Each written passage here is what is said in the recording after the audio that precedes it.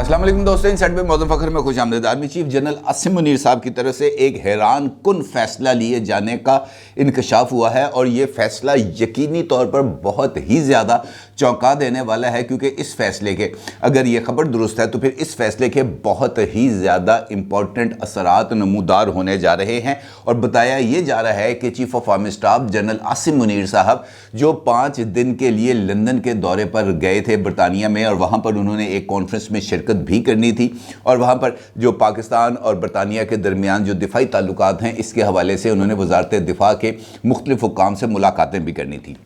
اب یہ انکشاف سامنے آیا ہے کہ chief of army staff general Asim Munir صاحب نے لندن میں قیام تو کیا، برطانیہ میں قیام تو کیا، لیکن صرف 1 دن، اور اس کے بعد جنرل عاصم منیر صاحب نے اچانک اپنا دورہ برطانیہ مؤخر کیا، اور وہاں سے وہ فلائی کر گئے امریکہ کی طرف۔ اور امریکہ میں پہنچنے کے حوالے سے بھی جو اطلاعات ہیں وہ بڑی عجیب و غریب سی ہیں، اور ان کا جو اس طریقے سے برطانیہ کا دورہ مؤخر کرنا اور اچانک برطانیہ سے امریکہ جانا، اس فیصلے کو بھی مختلف معنی پہنائے جا رہے ہیں، اور اس وقت بہت ساری افواہوں کا ایک بازار ہے جو گرم ہو چکا ہے۔ آپ یقینی طور پر جاننا چاہیں گے کہ army chief general Asim Munir صاحب کے اس اچانک فیصلے کی وجوہات کیا ہے، اور کیا اس فیصلے کے حوالے سے جو افواہوں کا بازار اس وقت گرم ہے اس کی حقیقت کیا ہے۔ ان دونوں سوالات کا جائزہ لیتے ہیں، لیکن اس سے پہلے ایک اور انکشاف ہے جو آپ کے سامنے لے کے آنا بہت ہی زیادہ ضروری ہے، کیونکہ اس انکشاف کے بھی تانے بانے کسی نہ کسی طریقے سے جا کر پاکستان کی اسٹیبلشمنٹ کے ساتھ جڑتے ہیں، اور پاکستان کی اسٹیبلشمنٹ کے حوالے سے ایک نیا الزام سامنے آیا ہے، اور وہ الزام کسی اور کی طرف سے نہیں بلکہ فرزند راولپنڈی یعنی شیخ رشید احمد صاحب کی طرف سے سامنے آیا ہے۔ اور شیخ رشید احمد صاحب کے ٹویٹر اکاؤنٹ یعنی بلو ٹیک والے ٹویٹر اکاؤنٹ، جس کے بارے میں شیخ رشید صاحب کا یہ کہنا تھا کہ جناب میرے 8 ملین سے زیادہ فالورز ہو گئے ہیں، اور یہ سارے مجھ سے یہ پوچھنا ہے کہ یہ فالورز کیسے ہوئے۔ خیر، شیخ رشید احمد صاحب کو آج F8 کچہری میں پیش کیا گیا تھا، کیونکہ انہوں نے اڈیالہ سے منتقل ہونا تھا مری، اور اب میرا خیال ہے کہ ان کو جو پولیس ہے مری، وہ جو ایک مقدمہ ان کے خلاف مری کے تھانے میں درج ہوا ہے، وہاں پر ان کو تفتیش کے لیے لے کے جایا جا رہا ہے۔ اس موقع پر شیخ رشید احمد صاحب نے کچھ تھوڑی سی بات کی ہے میڈیا سے، اور پھر کمرہ عدالت کے اندر بھی شیخ رشید احمد صاحب کی طرف سے کچھ انکشافات کیے گئے ہیں۔ شیخ رشید احمد صاحب نے انکشاف کیا ہے عمران خان کے حوالے سے۔ ان کا یہ کہنا ہے کہ عمران خان کا راستہ روکنے کی کوشش کی جا رہی ہے، عمران خان کی پارٹی کو توڑنے کی کوشش کی جا رہی ہے، عمران خان کی پارٹی سے کے اندر سے ایک نئی پارٹی بنانے کی کوشش کی جا رہی ہے، اور پھر جو شیخ رشید احمد صاحب ہیں انہوں نے پاکستان کی اسٹیبلشمنٹ پر الزام لگایا، اور ان کا یہ کہنا تھا کہ ادارہ لوگوں کو تنگ کر رہا ہے اور میری سیاسی ہمدردیوں کو تبدیل کرانے کے لیے کوشش کی جا رہی ہے۔ پھر انہوں نے انکشاف کیا، رات کو ایک اہم شخصیت کے ساتھ شیخ رشید احمد کی ملاقات اڈیالہ جیل میں کرانے کی کوشش کی گئی، اور شیخ رشید احمد صاحب نے اس شخصیت کے ساتھ ملنے سے انکار کر دیا، اور انہوں نے کہا جو پیغام دیا اس شخصیت کو جو شیخ رشید سے ملنے اڈیالہ جیل آئی تھی، انہوں نے کہا جناب میں جان دے دوں گا لیکن اپنی ہمدردی نہیں بدلوں گا، عمران خان کے ساتھ کھڑا ہوں اور عمران خان صاحب کے ساتھ کھڑا ہی رہوں گا۔ پھر انہوں نے اس بات کا بھی انکشاف کیا کہ وہ اگرچہ جوڈیشل ریمانڈ پر اڈیالہ جیل میں قید ہے، لیکن اس کے باوجود 2 مرتبہ ان کو اڈیالہ جیل سے رات کی تاریکی میں نکالا گیا اور اداروں کے پاس لے جایا گیا۔ یہ شیخ رشید احمد صاحب نے انکشاف کیا ہے، اور پھر ان کا یہ کہنا ہے کہ کچھ ٹیم سے باہر سے کچھ لوگ آئے اور آ کر انہوں نے جیل میں مجھ سے ملاقات بھی کی، اور ساتھ ان کا یہ کہنا ہے کہ جب بھی کوئی مجھ سے ملنے آتا تھا، خاص طور پر اس طرف کی شخصیات، تو اس موقع پر نہ صرف میرے ہاتھ باندھ دیے جاتے تھے بلکہ میری آنکھوں پر پٹی بھی باندھ دی جاتی تھی، اور مجھ سے تفتیش کسی اور معاملے پر نہیں کی گئی بلکہ مجھ سے صرف اور صرف ایک سوال کیا جاتا تھا کہ جناب عمران خان کا ساتھ کب چھوڑو گے، اور عمران خان کے ساتھ جو ہے تمہارا تعلق اب ختم ہو جانا چاہیے، عمران خان نے اب اقتدار میں نہیں آنا، اس کے نام کے آگے کراس لگ چکا ہے، اور الیکشنز جو ہیں وہ قبل از وقت نہیں ہوں گے۔ الیکشن اپنے مطلوبہ اپنا جو آئینی مدت ہے ان کی اکتوبر میں ہی ہوں گے، اور صوبائی اسمبلیوں کے الیکشنز بھی اکتوبر میں ہوں گے، اور یہ انکشافات شیخ رشید احمد نے کمرہ عدالت میں کیے ہیں۔ لہٰذا ان انکشافات جو ہے وہ بہت ہی زیادہ اہمیت کے حامل ہیں، اس وجہ سے کیونکہ موجودہ حالات میں بہت ہی زیادہ معنی خیز ہیں، خاص طور پر شیخ رشید احمد صاحب کی طرف سے۔ یہ وہی شیخ رشید احمد صاحب ہیں جنہوں نے گیٹ نمبر 4 کا ٹھیکہ لیا ہوا تھا۔ گیٹ نمبر 4 پہ شیخ رشید احمد صاحب کا یہ دعویٰ ہوتا تھا کہ گیٹ نمبر 4 کے اندر انٹری کے رائٹ صرف اور صرف شیخ رشید احمد کے پاس ہیں، اور شیخ رشید کی اجازت کے بغیر کوئی بندہ گیٹ نمبر 4 کراس نہیں کر سکتا۔ بلکہ وہ اس بات کا بھی انکشافات کرتے رہے ہیں کہ میں کئی مرتبہ گیٹ نمبر 4 کو کراس کر کے کسی سے ملنے گیا تو وہاں پر ساتھ والے کمرے میں میٹنگ چل رہی ہوتی تھی، وہاں پہ اور لوگ بھی موجود ہوتے تھے۔ شیخ رشید احمد نے یہ تمام باتیں آن ریکارڈ کی ہوئی ہیں، اور اب خدا کی قدرت دیکھیں کہ وہی شیخ رشید احمد اس بات کا انکشاف کر رہے ہیں کہ وہ مجھ سے جیل میں ملنے آئے، میرے آنکھوں پر پٹی باندھ کے مجھ سے ملاقات کی، ہاتھوں کو باندھ کر ملاقات کی، تو پائن تاڑے کو انہوں دا کیڑا پڑتا ہے۔ آپ تو خود اس بات کا دعویٰ کرتے رہتے ہیں نا کہ میرے ان کے ساتھ تعلقات ہیں، تو آپ اور وہ ایک دوسرے سے ڈھکے چھپے تو ہیں نہیں، اور جس شخصیت کا اس سے آپ ملنے کا دعویٰ کر رہے ہیں یا آپ اس بات کا اظہار کر رہے ہیں کہ فلاں شخصیت مجھ سے ملنے آئی، تو اس شخصیت کا کوئی نام پتہ بھی آپ کو بتایا گیا ہوگا کہ کون ملنے آ رہا ہے اور کیوں ملنے آ رہا ہے، کیوں کی بات تو آپ نے بتا دی۔ البتہ شیخ رشید احمد نے یہ جو پارٹی ٹوٹنے کے حوالے سے یا پارٹی کے اندر سے ایک نیا گروپ باہر آنے کے حوالے سے جو بات کی ہے، اس نے انفیکٹ میری پچھلی ویڈیو کے اندر دی جانے والی خبر کی تصدیق کر دی ہے،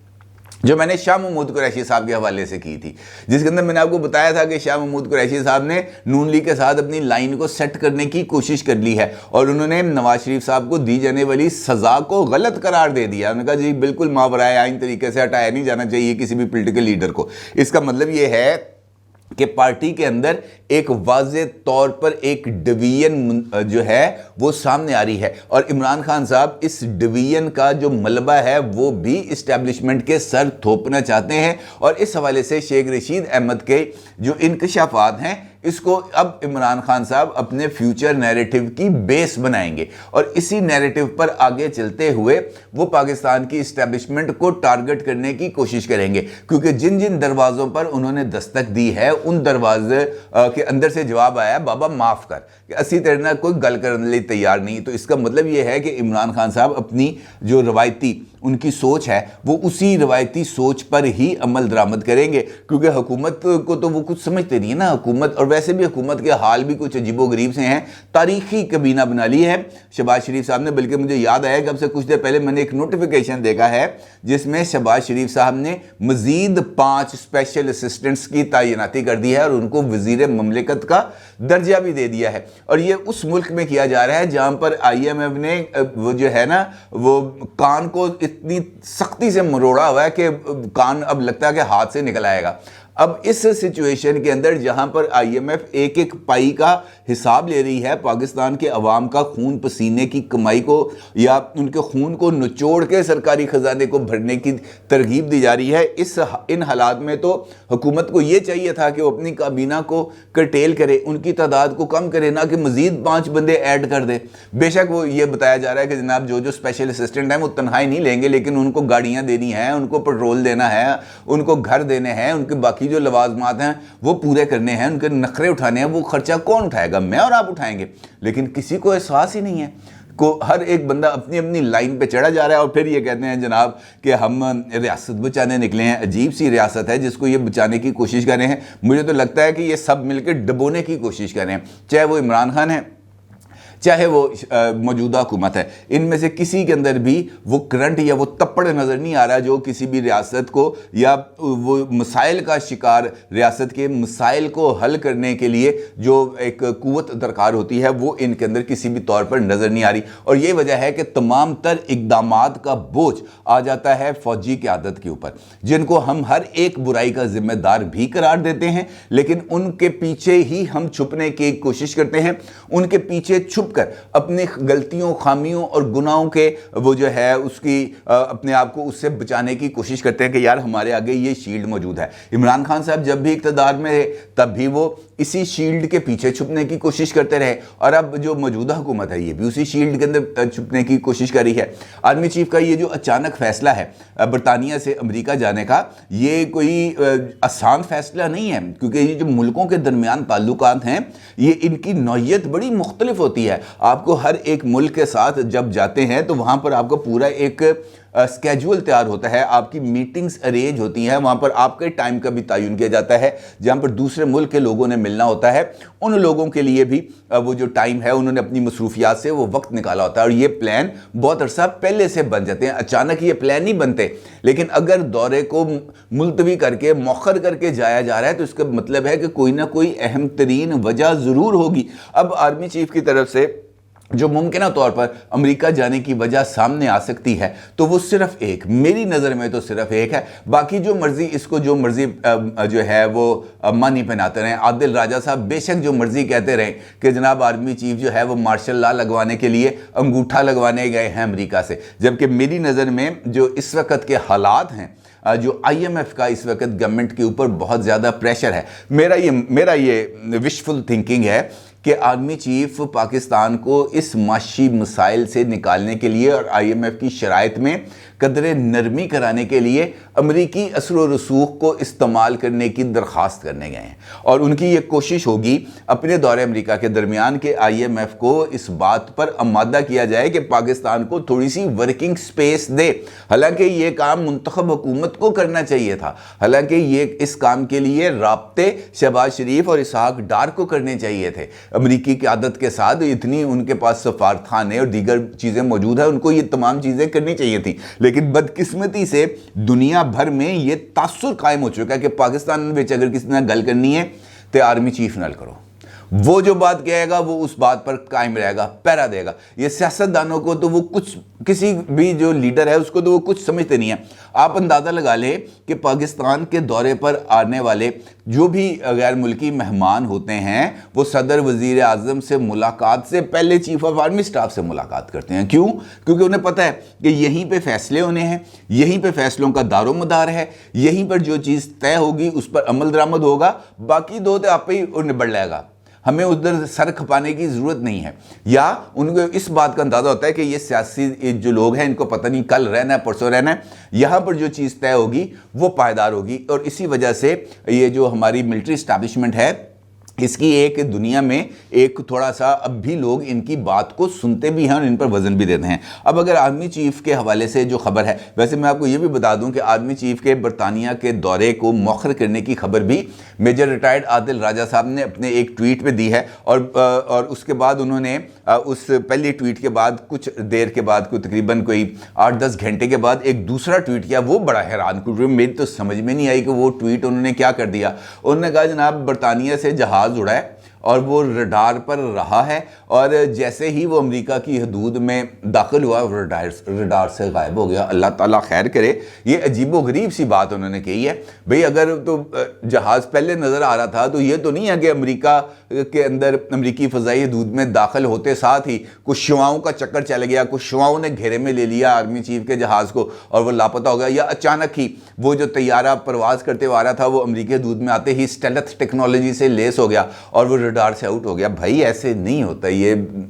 خام خواہ لوگوں کو اس طرح کی جو بے پر کی اڑا کر گمراہ نہیں کرنا چاہیے۔ اور اگر یہ اس خبر میں صداقت موجود ہے کہ آرمی چیف چلے گئے ہیں امریکہ، تو ہمیں ان کے اس انیشیٹو کی میرا خیال ہے کہ سپورٹ کرنی چاہیے، کیونکہ اس وقت یقینی طور پر آئی ایم ایف کا پریشر کم کرنے کے لیے اگر کوئی ملک یا کوئی ادارہ کام کر سکتا ہے، اپنا اثر و رسوخ استعمال کر سکتا ہے تو وہ امریکہ ہی ہے۔ امریکہ ہی آئی ایم ایف کے